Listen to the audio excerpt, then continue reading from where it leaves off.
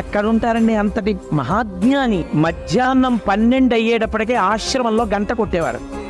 భగవాన్ ఇది మీ ఆశ్రమం అంటే ఆయన ఒప్పుకునేవారు కాదు. నా ఆశ్రమం ఏమిటి, నేనెవరు, నాకు ఆశ్రమం ఏం లేదు అని అందరూ భోజనానికి వరసలో నించుంటే ఆయన కూడా ఓ కర్ర మట్టి కమండలం పట్టుకుని లైన్లో నించునేవారు.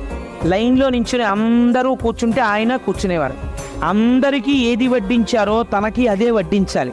ఒక లడ్డు ఎక్కువ తీసుకొచ్చి వడ్డిస్తే ఇదే వద్దని చెప్పాను. అంతట తినేది పరబ్రహ్మమే, ఈ పెద్దరికాలు నాకొద్దు, మీరు అందరికీ సమానంగా పెట్టండి అని చెప్పి తినేవారు కాదు.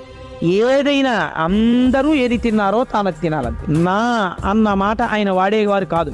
ఎవరైనా వచ్చి భగవన్ ఆశ్రమంలో 500 లీటర్ల వాటర్ ట్యాంక్ ఒకటి కట్టిద్దాం అనుకుంటున్నాం, 500 కట్టించమంటారా, 250 లీటర్ల ట్యాంక్ కట్టించమంటారా అని అడిగేవారు. మీరు 250 లీటర్ల ట్యాంకు కట్టించక్కర్లేదు, 500 లీటర్ల ట్యాంకు కట్టించ